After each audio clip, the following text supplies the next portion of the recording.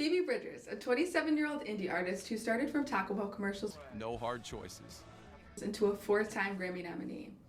In order to have a 10 out of 10 album, you have to have 3 components: no skips, a storyline, and just an overall good order to your songs. And that's just what Phoebe did. So today we're going to be breaking down 3 songs from her album Punisher.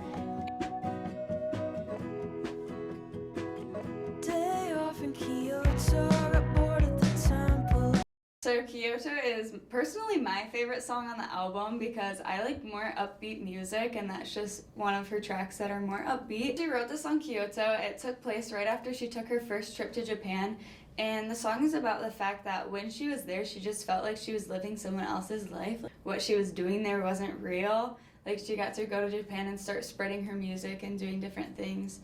And it just didn't feel like it was her life, which, like, I feel like there's times in my life where I felt like that, which just makes the song relatable and just a good track.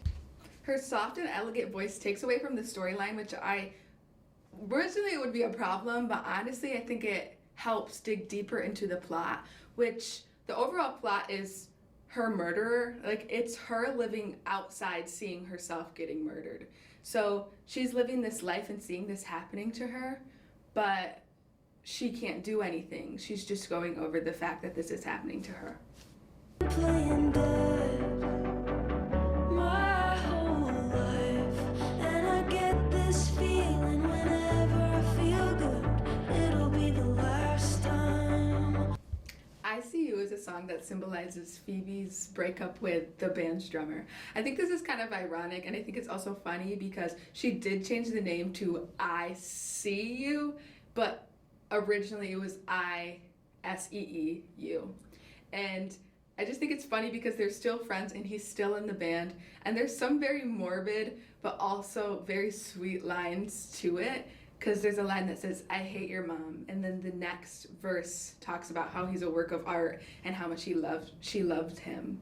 And it just hits home, and I think it's a song that could change people and help them get through something that they never knew that they could get through.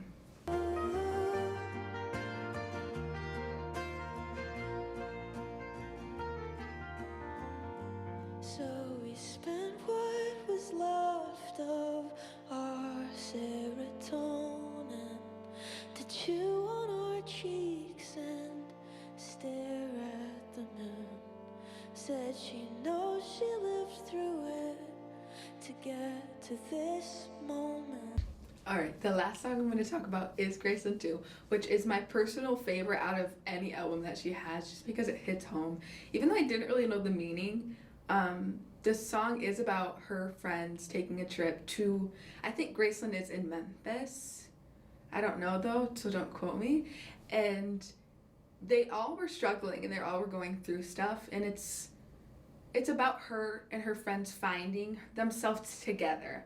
And towards the end of the song, all of her friends, the 2 of her friends, I think, all sing harmonies together, which I think is everything, because, like, the whole song is her talking about, let's change, let's try to figure out how we can get this together, and then they all come together and sing together, and I think that's just beautiful.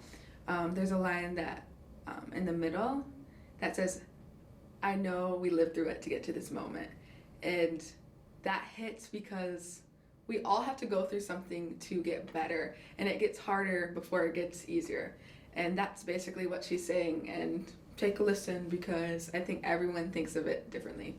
So yeah.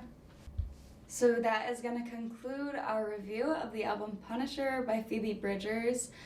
This song just meets everything that it needs to be a 10 out of 10 album.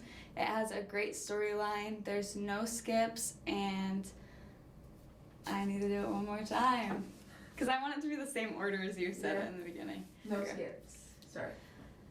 So this is gonna conclude our review of the album Punisher by Phoebe Bridgers, and this song just meets everything that it needs to be a 10 out of 10. There's no skips, it has a great storyline, and the order of the songs is perfect.